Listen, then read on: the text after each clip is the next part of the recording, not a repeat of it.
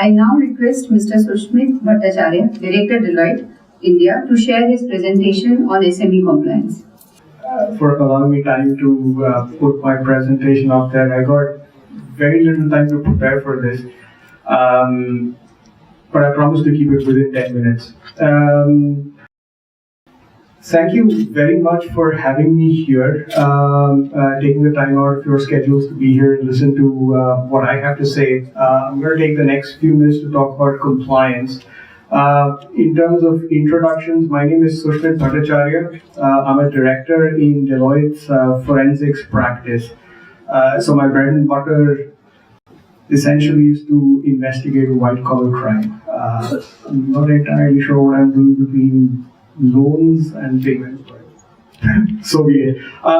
Without any further ado, I'm going to keep it quite interesting. I'm going to ask you a couple of questions to begin with. How many people here brush their teeth? How many? Thank you. How many people here expect a receipt when they buy things at the grocery store? Most folks. How many people pay rent or EMI every month? Hopefully most of you, right? Question is why? Why do you do that? The answer is it's a habit. It comes down to a habit. You do it every day and it comes to you naturally. So the message that I want you to take away from this presentation is compliance should really become more of a habit for yourselves. I'm going to ask you the same questions but with a twist. What if you woke up late one day? Would you still brush your teeth? I would hazard a guess, I'd say yes. Even if the bank gives you a grace period, would you still pay your EMI on time? I suspect you would say yes. Even if it's a box of candy that you buy at the grocery store, would you still expect a receipt? Most cases you would say yes. Question is why? Why is this different? The difference is it's a value, right? Once it's inside you, then no matter what happens, what the circumstances are, you will put a priority on that. I suspect, I'm a homeowner, I suspect a bunch of you are as well. When it's time to pay the EMI, chances are you would say, I'm not going to buy that fancy watch this month. Let me just make sure I pay my EMI on time and then I'll go for the fancy watch. I'm sure that around the end of the month, you will monitor your bank account to make sure that you have enough monies in it to make sure you pay all your obligations and so on and so forth, including your EMI. Again, the fact of the matter is, once it's embedded in your DNA, then it just naturally happens. You prioritize it. You put a monitoring aspect into it. So at every point in time, that's what we would recommend you do. It's actually quite simple. We just want you to ensure that, or at least think about compliance on a daily basis. Earlier this year, we ran Deloitte Forensics runs this by 2-yearly fraud survey. This year we did a slightly different take. We took three sort of cuts to the survey.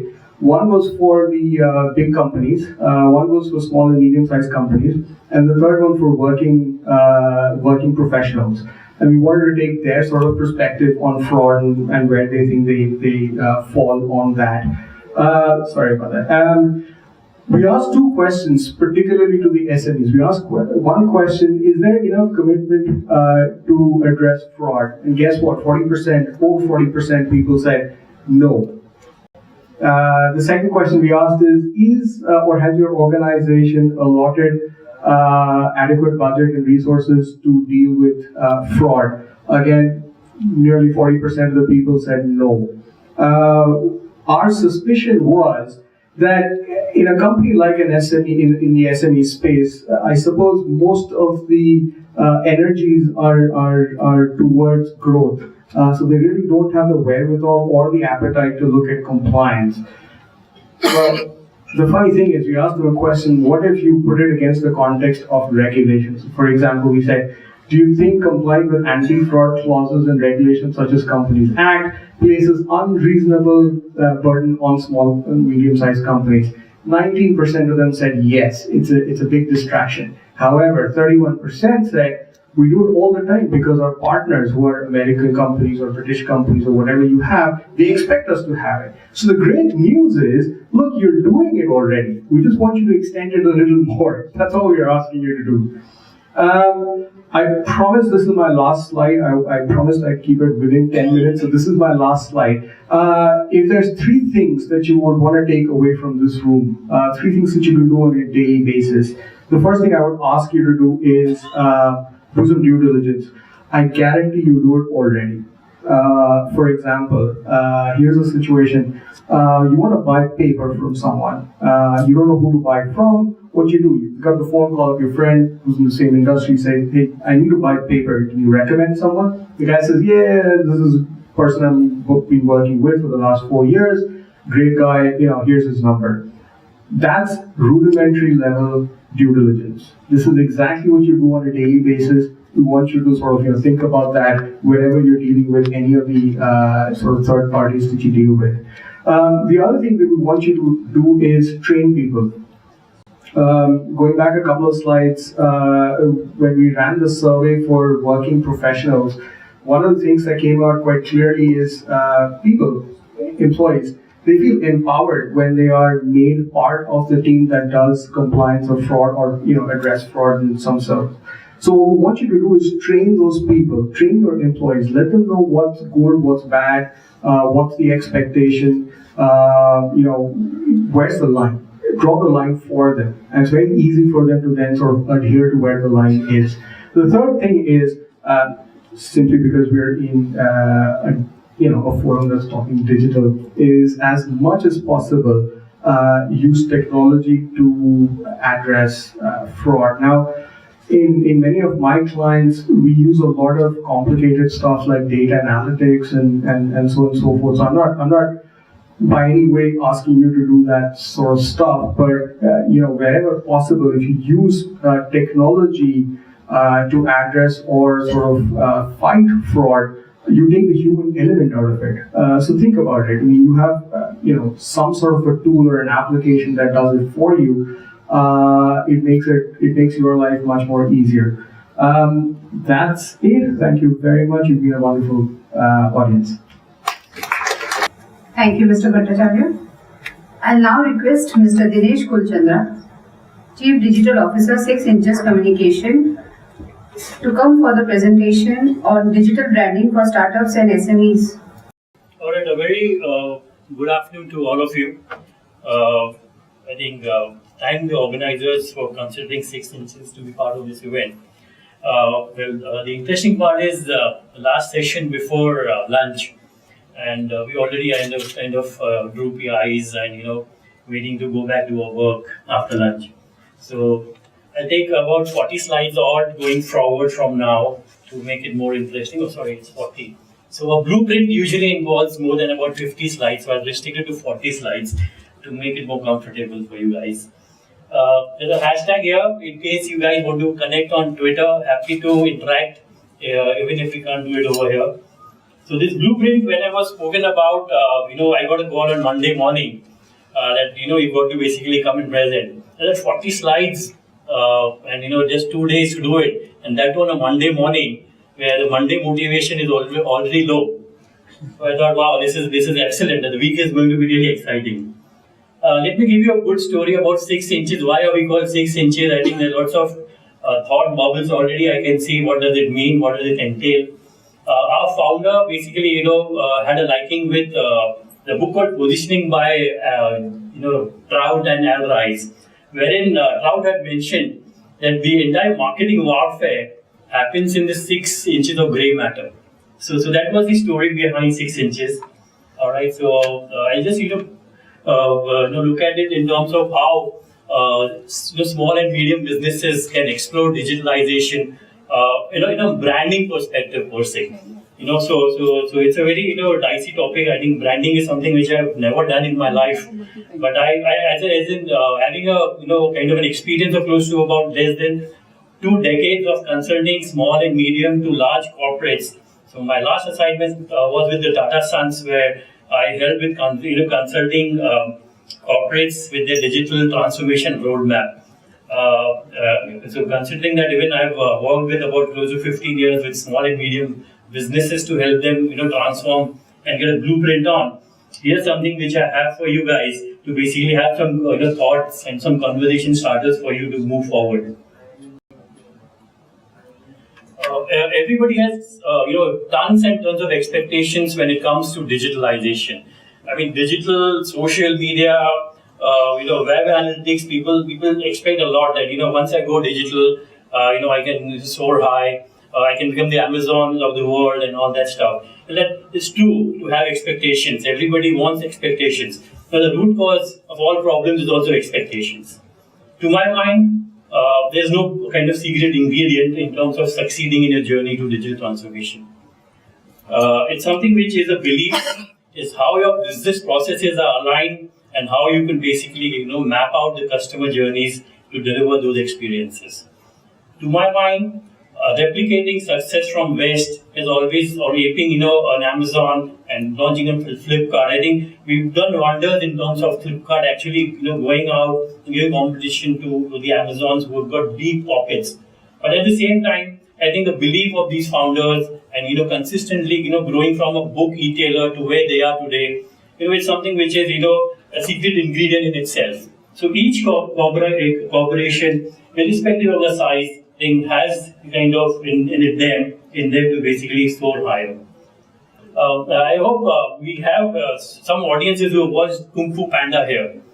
I know it's a classic kind of a movie and lots of learnings, the third version especially. So here is the analogy which basically when Po realizes why his father's soup is so kind of popular. And I just found a liking in terms of why there is no blueprint, there's no secret ingredient to your success.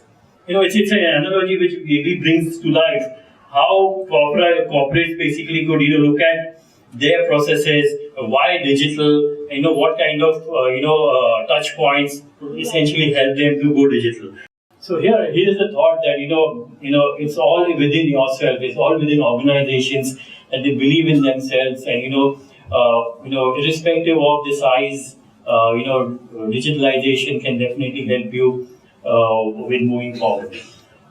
So just to take it further, there is absolutely no blueprint that I have for you guys.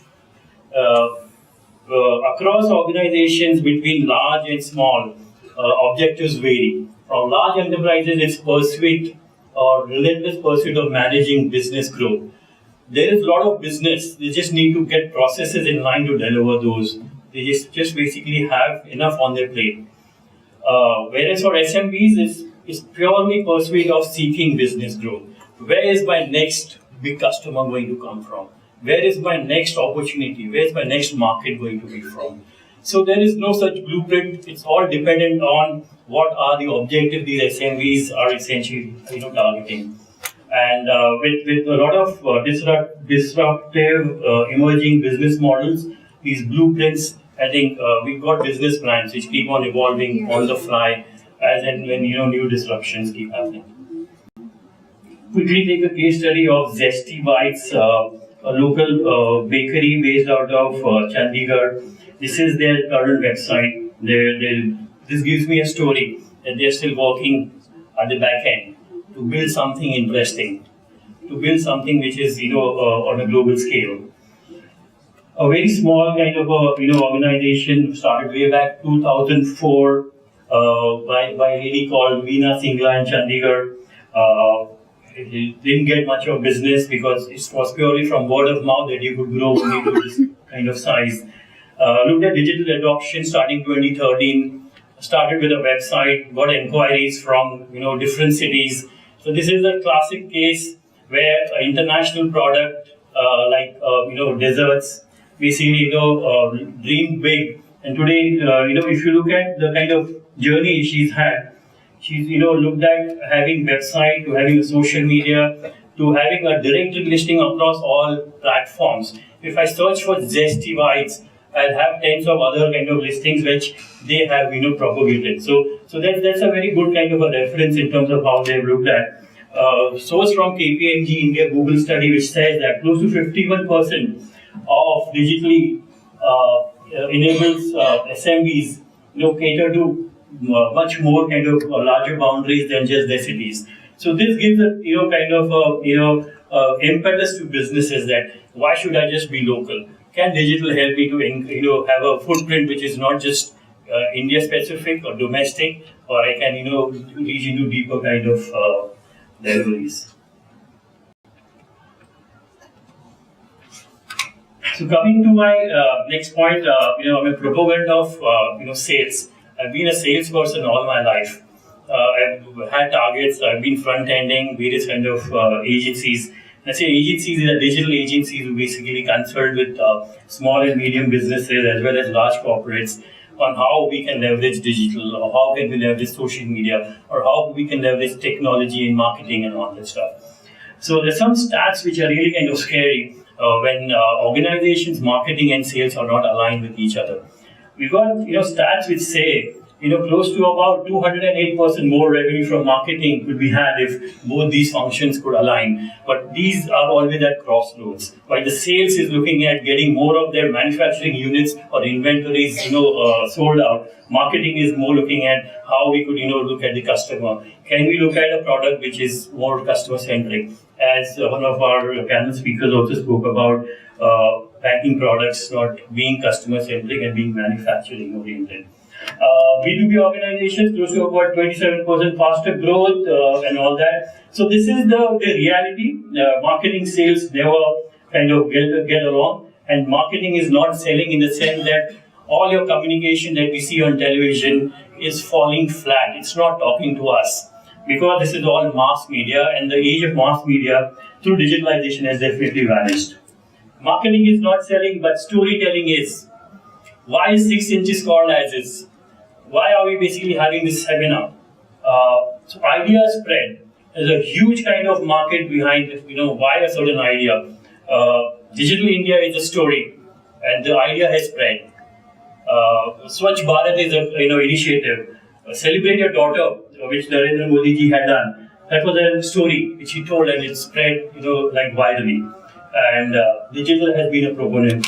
So how at 6 inches is I bring to life how I can help Zesty Bites with marketing. Storytelling, because I believe the storytelling is where I can relate with various kind of audiences, with communication, with specific kind of audience in mind. With a website, we could look at having a navigational design that gels with the user experience. I just don't need to look at a template kind of a design which would be one and common for all. So I could look at a custom-based website. When somebody logs in, there could be a menu which I want to look for. Upload customer testimonials. Social media. I think a wonderful thing what Mad Over Donuts had done is before they launched their menu, they had a Facebook poll which said that what is the product that you would like to have your donut with? Is it coffee? Is it iced tea? Or is it something else? So about 90% of people said that we'd like to have it coffee. So they launched the donut and a coffee combo at 99 for people who are on Facebook. So that's how you basically look at storytelling. What are the kind of insights that you get from analytics, and how you can improvise your entire product offering. Mobile, help users locate your business through your app, talk to your customer service. Email marketing, remind of special occasions. Whereas lots of people feel email marketing is all become spam today. You will be surprised to know that B2B corporations look at email as giving them direct revenues much higher than even any kind of advertising combined. So email is a very strong tool, a very underrated tool, definitely very strong in its delivery. Without taking much of the time, I'm a huge proponent of customer experience. Customer experience is nothing but identifying the journey the customer takes from an awareness to a transaction and to a loyalty. How do we basically look at customer experience in the age of, I believe it's a holy grail of digital transformation. Because there's lots of people who feel customer experience, I build a website It's customer friendly, that's customer experience. But look at it from a perspective when you build a website, what stage of the buying cycle is the customer in? If you understand that, if my customer is in the kind of a buying cycle where he or she is actually transacted and is looking at some kind of a post login or insurance reminder and all that, so you get a perspective that my UI, my navigation has to be having some call to action which would help them achieve that. So when I searched or we searched for digital transformation as a subject on Google or any search engine, it's find about 4.2 odd million kind of search results around digital transformation. It's become so over encompassing that every particular kind of corporate is on a journey for digital transformation, and it's become the need of the hour that because your customers are going to be there 5 years down the line, where today we are at around 355 million odd, the penetration is still meek compared to what the Western markets is. But I think with 4G and the disruption happening on mobile technologies, the day won't be far when you actually look at about 700 million odd in the next year or so. The relentless, what is digital transformation to me is a pursuit of convergence of physical world. So it's a very simple thing. I mean, digital transformation seems like a more tech heavy kind of it's a term, but it's not. It's basically a physical world with tech-enabled business processes. So if I look at a social media kind of an engagement, I look at what is the kind of engagement happening there. What is the kind of what are people actually liking about the content or disliking about the content or about a product or service.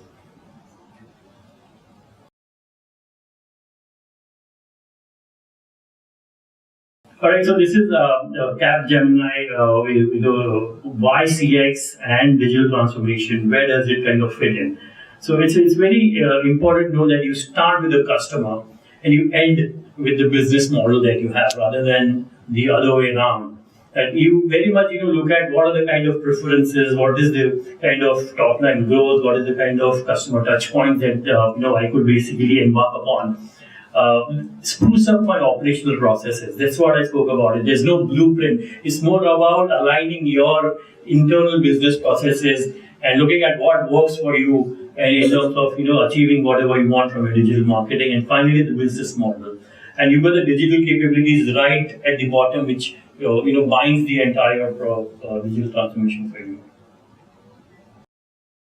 Then why is I think this is the final slide. I think we've reached 40 slides or in less than about 10 minutes. So I think this was just 11 slides to be very precise. So why digital transformation is a priority for small businesses? I think more than anything, it's a need more than priority. A study by KPMG Google essentially brought these 4 broad kind of categories of small and business enterprises. Starting from an offline who don't have any kind of connect with the online world, we got enabled, we got connected, and we got engaged. And the interesting aspect for us to know is how is that impacted the bottom lines or the top lines. So if you look at it from on the right hand side, you got enabled and engaged who are heavily into digital transformation. They've got much more higher kind of revenue growth compared to people who are not. So without having say anything, I think if the numbers are there, I mean it becomes a necessity more than wanting to go digital. It's a need for me. It's a bread and butter kind of a thing for me. A matter of survival. Looking at from revenue to a profit, I mean the picture says everything. A lot of revenue also translating into profit growth, because I think if you look at banks per se, I don't remember going to a bank branch today to get a checkbook. Which was the case earlier. Look at online travel kind of thing. I don't remember going, for 5 years to a travel agent or going to a crossword bookstore. I can, definitely go it through online. So that is something which basically nails it. Why digital transformation and small businesses, are required. So I just end this presentation by saying that the very famous kind of marketer called Seth Godin said that all marketers are liars. I hope I didn't sell you a lie, but I think I sold you a story that digital transformation is priority, and in small and medium business enterprises, a startling stat was close to about 60% are not digitally enabled. That's a study which I just found on Google while searching for this. So it's high time, I think, for agencies like 6 inches to reap the benefits of that going forward. Yeah. Thank you and enjoy your day forward. Thank you, Mr. Kulchandra, for sharing your meaningful insights on digital branding. I'd like to make an important announcement before beginning the Q&A session. Tomorrow at 3 p.m., WTC Mumbai and All India Association of Industries are organizing an interactive meeting on understanding patent cooperation treaty and its benefit for patent seekers. Chief guest for this interactive session, Mr. Om Prakash Gupta, Controller General of Patents, Design and Trademarks, Patent Office Mumbai, will be joining us tomorrow at 3 p.m. So I'll request all the audience to be present tomorrow also at 3 p.m. for us. So now we'll begin with the Q&A session. Mr. Mishra has to leave for an urgent meeting. On behalf of him, Mr. Manish Pushkar, Vice President iLoans, will be joining us for the Q&A session. So my question is to the person representing 6 inches. As with the advent of the technology, the artificial intelligence, as you are saying, 60% of the market is uncaptured from the SME. They are about to go digital. But with the advent of artificial intelligence, Google coming up with the easy website UX, so how do you think a small agency or a bigger agency, no question the bigger agencies do have their own set of clients, but how do the small agency will catch with it? Like for example, if I'm a small business owner, I have to have website. So first my competition is the small vendor who are selling website for 8,000, 10,000, and now Google is coming with something like that, and there are Wix.com also, when I can go and make my own website. So how do you think can we sell that to the clients? Sure. Am I audible? Yes. Excellent. I'm happy that somebody was listening to my presentation. Alright, so players like Google or Cisco or AWS, which is Amazon Web Services, they've got separate teams who sell to SMBs. Whereas websites or search engine optimizations of the world have become more commoditized. As you rightly pointed out, starting from 8,000 to 8 lakhs, you can make a website. It's more about the customer journey that the agency could, probably propagate to the customer that would help you nail that. Small agencies or big agencies is not the case. We are smaller than you maybe, but it's more about the kind of thoughts, the kind of strategies that we propose. To my mind, a group M or a small agency like yours, there is no difference. I think both are on the same platform. Since you consider them as a competition and they don't consider you as a competition, it's an advantage for you to capitalize on that. Yeah? Thanks. Thank you.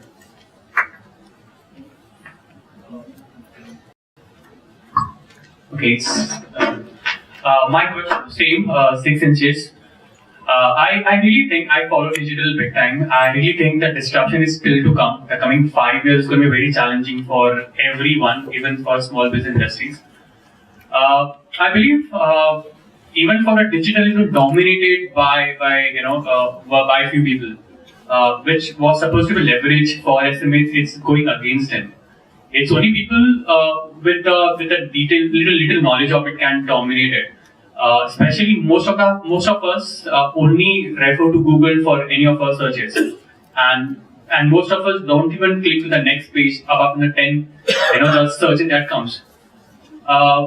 And how do you think even SME is going to compete in future? Like digital sites dominated by Amazon or Flipkart, even if the other big players like Snapdeal, eBay struggle to do it. Even Flipkart is struggling right now, apart from a bailout by a few investors.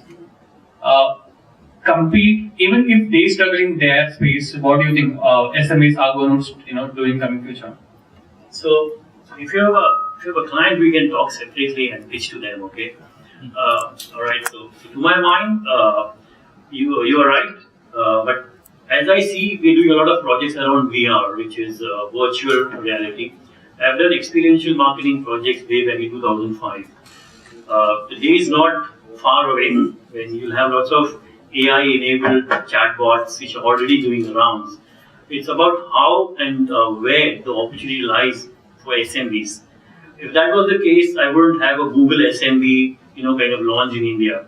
If I remember, as far as 2006-7, Google had separate kind of plans to target the SMEs. Maybe 10 years behind, where Google as an organization looked at an opportunity in India, and now we're waking up that is there any opportunity? I think definitely there is. It's about how they position themselves. So it's a matter of relative kind of an importance. If we have specific kind of kind of an objective we can address, definitely we can take it on. Yeah. My next question for digital payment. I think it's becoming more confusing right now from which mode you have to pay. I mean, UPI is there. The digital wallet is almost on an urge to get lose their market. It's UPI which is picking up. That's why the Paytm turned up to be a banking, getting a banking license. I think it's more confusing right now. Which mode and which is a secured mode. When you say thumb printing can be enabled in future and can be used. I mean, I really feel a little insecure in terms of digital getting, too much options.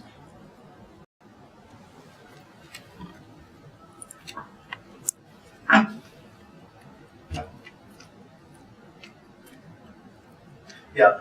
So I have two parts to your question. One is basically there are too many payment modes available. So the merchant or the customer gets confused which one to use. So that was the first, and second one was the basic security aspect of this particular thing. So see, the way the industry is moving, it's moving towards consolidation. So for example, UPI had a QR code, Bharat has a QR code. They are two separate products. They will be integrated in 3 months. So the way the things are moving is that a lot of these things are like merging into one. Bhim was launched on UPI. Bhim Aadhaar is going to be launched, which will also accept the biometric printing.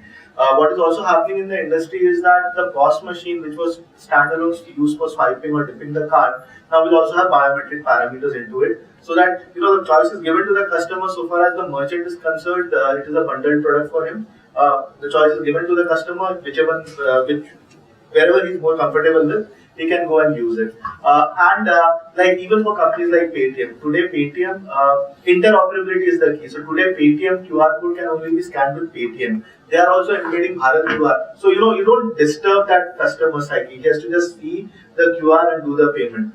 How it goes in the backend is something that you figure it out. So that's where. One more thing, I heard that WhatsApp is going to enable Bhim app into that. So in future you can use WhatsApp to make the payment good. What do you think? How it's going to work out? Right, so Truecaller has in fact done it right now. So essentially, see, unless it comes out in the market, it's very difficult to kind of tell. But the way the architecture that people are moving towards is that, see, all these apps are on your mobile number is embedded. That becomes a common factor for you to also go and search your bank accounts.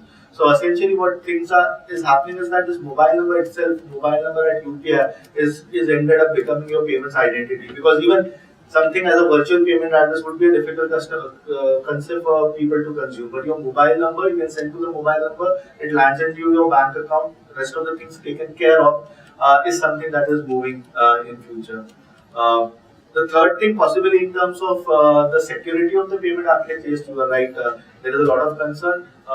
Possibly the way we are seeing is that maybe digital wallets, so many of them, small entities launching the digital wallet will actually shut down in the next 2-3 months.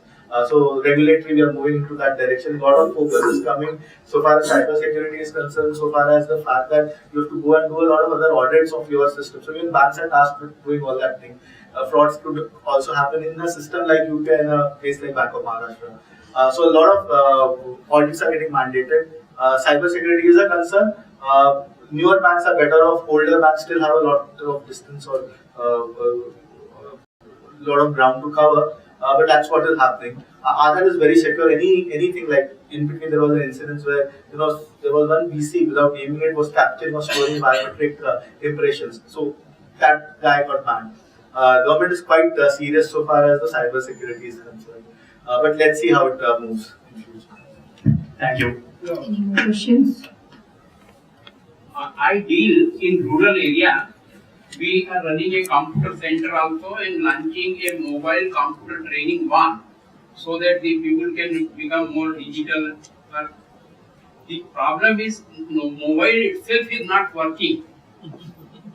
And then we have a mobile one where we want that the students or even elder persons can be trained in computer uses, and IIT Bombay is helping us but then there is no digital connectivity in a vast area. How will you like to connect with digital payment system? Sure. So connectivity, I think, is a major kind of investment area for the government. Yeah. If you look at it, close to about 1,000 odd stations across India were being Wi-Fi enabled as per Google and the Government of India initiative. Building infrastructure to getting digitally enabled is the priority. One of the panelists also spoke about, having connectivity via under the sea, not via satellite. So definitely, it's an initiative. And very, very rightly, people say India is a work in progress country. So we have to bear with that fact, and things are working out in that case. Yeah. One small step that has been taken by the government is USSD. Mobile data is not available. I agree with you. But having said that, mobility signals for making a call, those are available. The 2G, the normal GSM signals. So data packages can move over internet or move over the voice channel. We also have a model wherein what we are doing is that at a remote location where you just have a voice connectivity, a UPI transaction can be facilitated by converting the data packages and making a voice call. That voice call can be decoded at the back end. These are more like evaluative kind of technologies, but this is where we are moving to address this particular problem. So voice call is not working there. Okay. And then I have a small problem. Day after tomorrow we have to inaugurate our mobile one. And the minister is coming from Bombay to inaugurate it. Can anybody help to have live broadcast? Again, anybody has got facility. We will pay for that. So I can give you the number, you get back to me on this after. Any more questions? So I now request Mr. Y.R. Varekar, our Executive Director, World Trade Center, Mumbai, to kindly propose the vote of thanks. I would like to thank our chief guest, Shri Ravindraji Chauhan, Honorable Minister for Information Technology, Ports, Medical Education, Food and Civil Supplies and Consumer Protection, Government of Maharashtra, for blessing this occasion. His presence in this event demonstrates his commitment to promote digitization among micro, small and medium enterprises. For sharing their valuable perspectives on the benefits of adopting digital technology for SMEs, I thank our esteemed panelists, namely Sri Suresh M. Nair, Deputy General Manager, SME, State Bank of India, Sri Hemant Mishra, Chief Executive Officer, Luans, Mr.